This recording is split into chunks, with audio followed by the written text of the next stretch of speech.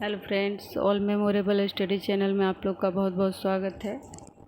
हम लोग new national education policy 1986 को डिस्कस कर रहे थे, जिसमें हम लोग ने 6 पार्ट तक को देख लिया था। इसके फर्स्ट पार्ट में, इस वीडियो के फर्स्ट पार्ट में, ये सेकेंड पार्ट है, तो हम लोग वो आगे देखेंगे 7th पार्ट से। तो चलिए आए हम लोग देखते हैं। NP 1986 का 12 पार्ट है, जिसमें हम लोग ने introductory, the essence of role of education, national system of education, education for equality, reorganisation of education at different stage and technical and management education तक हम लोगों ने डिस्कस कर लिया था पिछले वीडियो में। तो अब हम लोग 7th making the system of work, reorienting the content and process of education, the teacher, the management of education, resource and review and the future देखेंगे। इसको हम लोग आइए देखते हैं। आइए हम लोग देखते हैं part 7, making the system work, मतलब शिक्षा व्यवस्था को कारगर बनाना का मतलब है। तो better deal to teacher with greater accountability, अध्यापकों मतलब कह सकते हैं टीचर्स की जो भी सुविधा है और तथा उनके साथ उनकी अधिक जवाबदेही कर सकते हैं, अधिक सुविधा तथा उनको अधिक जवाबदेही के लिए मतलब ये सब व्यवस्था की जानी चाहिए, ऐसा कहा गया है। Provision of improved student service and insistence on observance of stable norms and behaviour, मतलब किसी भी स्टूडेंट को के लिए मतलब उसके सेवा में सुधार या फिर उसके सही आचरण, ऑब्जर्वेंस को पे बल देना, ऐसा कह सकते हैं। उनके बिहेवियर को देखना, उसके आचरण पर बल देना, सही आचरण के लिए। Provision of facility to institution, मतलब जो भी इंस्टीट्यूशन है उसको भी अधिक से अधिक फैसिलिटी दिया जाना चाहिए, ऐसा कहा गया। Creation of system of performance appreciation of institution according to standard and norms set to at national और स्टेट लेवल, मतलब नेशनल और स्टेट लेवल पर जो भी उसका मतलब परफॉर्मेंस होगा, उस जो भी इंस्टीट्यूट है उसका मतलब ये मूल्यांकन पद्धति ज़रूर होना चाहिए, सिस्टम ऑफ परफॉर्मेंस जो होता है उसको चेक करने के लिए। तो इससे सिस्टम वर्क जो है, मेकिंग सिस्टम वर्क कारगर होगा, सिस्टम वर्क अच्छा होगा, ऐसा इस NP 1986 में कहा गया। इस पार्ट में पार्ट 8 है, reorienting the content and process of education. तो इसके अंतर्गत हम लोग देखते हैं पॉइंट वाइज। कल्चरल पर्सपेक्टिव में क्या दिया गया नया mode. The exciting scheme between the formal system of education and country rich and varied cultural federation need to bridge. तो क्या कल्चरल फेडरेशन सब पे बहुत ही मतलब ध्यान दिया गया, उस पर के लिए एक्साइटिंग स्कीम वगैरह चलाए गए। वैल्यू एजुकेशन, दूसरा वैल्यू एजुकेशन मतलब वैल्यू एजुकेशन सिस्टम की व्यवस्था की जाएगी, ऐसा कहा गया। थर्ड है लैंग्वेज। NP 1968 में implement it more energetically and purposefully, जो भी 1968 में जो 3 लैंग्वेज लाया गया है उसी को इसमें रखा गया। Books and libraries, availability of books at low price indispensable for peoples education. मतलब ये लो प्राइस पे बुक्स को अवेलेबल किया गया। Media and educational technology, media and TV programme which clearly radio and TV program which clearly militate against proper educational objective। Media और technical मतलब educational technology में सबको शामिल किया गया, रेडियो टीवी प्रोग्राम। नेक्स्ट है work experience, integral part of learning, education and environment, need to create a conscious environment. मतलब जो भी स्टूडेंट हैं उसे इन्वायरमेंट के प्रति अधिक मतलब कॉन्शियस करने के लिए इस स्कूल और कॉलेज को इसे मतलब एजुकेशन का एक पार्ट बनाने के लिए कहा गया। Mathematics and science education, mathematics and science education को भी सुदृढ़ किया जाएगा, ऐसा कहा गया। Sports and physical education, sports and physical education के लिए बहुत सारे पार्ट बनाए गए, इंक्लूडेड इन एवोल्यूशन प्रोसेस, इसे सीखने के लिए। Yoga, effort will be made to introduce yoga in all school. इसमें योगा सभी स्कूल में योगा को समझाया जाए, इंट्रोड्यूस किया जाए, ऐसा कहा गया।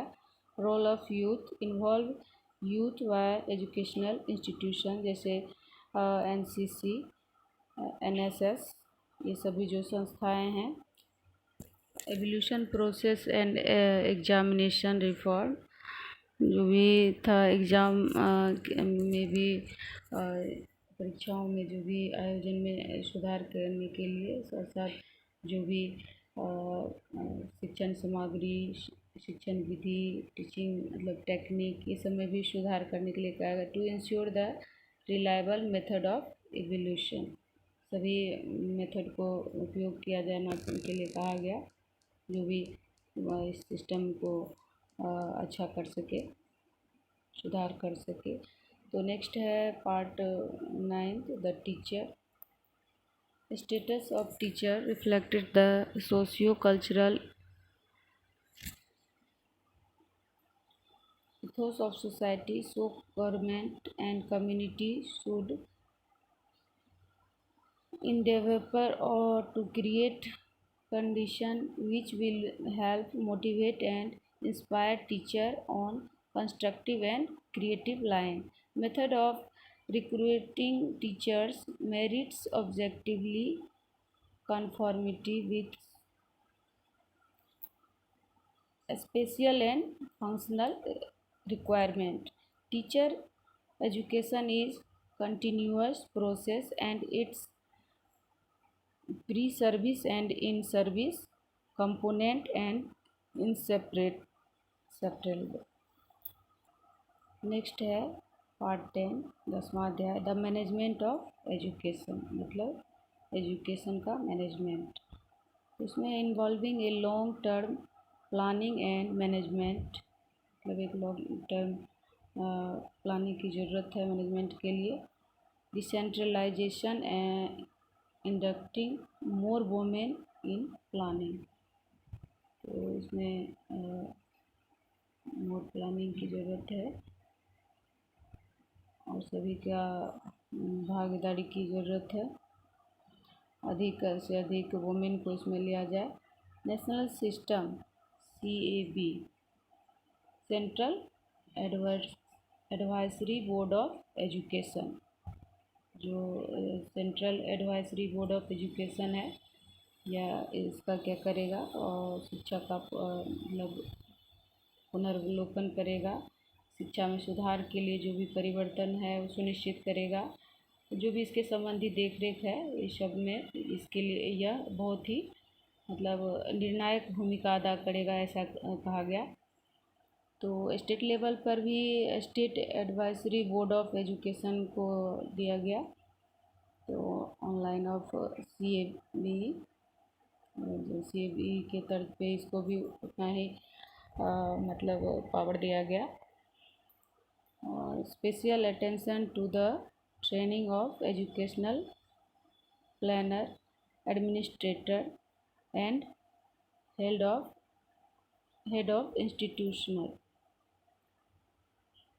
इंस्टीट्यूशन।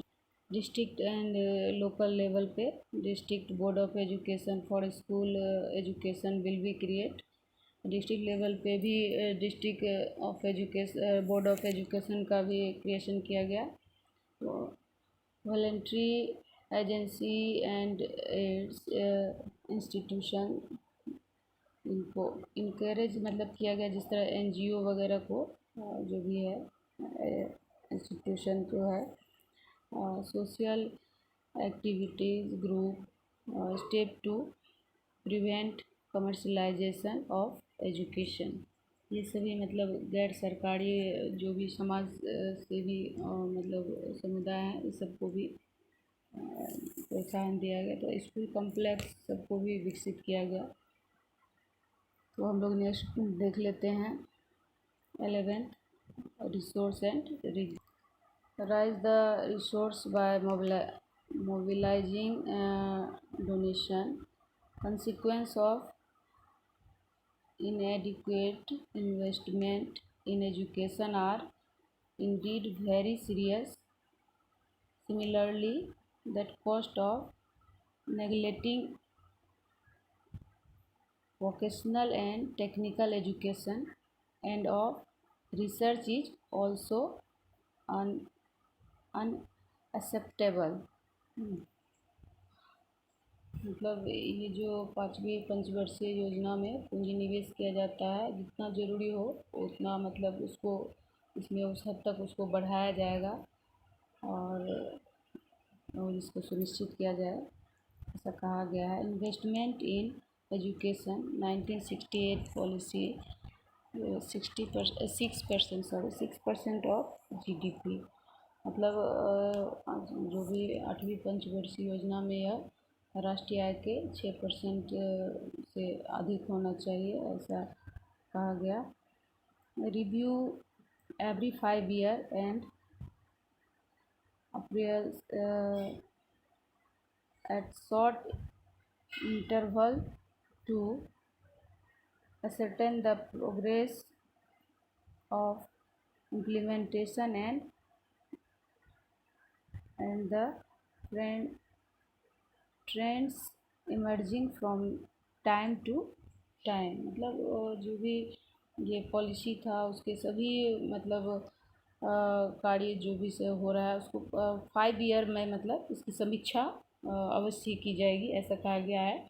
और समय समय पर टाइम टू टाइम जो भी इसमें कमी आएगी, जो भी इमर्जिंग होगी, वो सब के लिए मतलब जांच करने के लिए मूल्यांकन इसका होगा। जो भी मध्य अवधि है इसके बीच में भी हो सकता है, ऐसा कहा गया। तो ये था हम लोग रिसोर्स एंड रिव्यू। हम लोग 2 रिव्यू कमेटी भी हम लोग जानते हैं। राममूर्ति कमेटी जो 1990 में आया और जनार्दन रेड्डी कमेटी 1992 में इसके लिए ही रिव्यू के लिए किया गया था। इसका ही रिव्यू उसमें किया गया है, जिसे 1992 को तो प्रोग्राम ऑफ एक्शन कहते हैं। तो हम लोग देख लेते हैं लास्ट क्या है, the future part 12। The future of education in India is too complex to invention with precision. Main task is to strengthen the base of pyramid, and it is important to ensure that those at the top of the pyramid are among the best in the world. मतलब हम लोग कह सकते हैं कि इस तरह से जब हमारी शिक्षा व्यवस्था चलेगी तो ये वर्ल्ड की बेस्ट मतलब पिरामिड होगी जो यहाँ डेवलप होगी। तो ये थी हमारी नेशनल एजुकेशन पॉलिसी 1986 का 12 अध्याय जो था वो 12 पार्ट हम लोगों ने पूरा किया। तो अभी जो आया है हम लोग 1986 जो सेकेंड एजुकेशन पॉलिसी था, उसके बाद हम लोग थर्ड एजुकेशन पॉलिसी आया है 2020 में। तो वो भी बहुत बहुत इम्पोर्टेंट है, तो हम लोग उसको भी चाहेंगे तो नेक्स्ट वीडियो में हम लोग देखेंगे। तो चलिए, तो इस चैनल को सब्सक्राइब कर लीजिए ताकि नेक्स्ट वीडियो इम्पोर्टेंट जो भी है। और हम लोग 1992 प्रोग्राम ऑफ एक्शन भी देखेंगे जो कि 1986 को ही मतलब एक तरह से प्रोग्राम में लाया गया है, इसी को देखते हुए।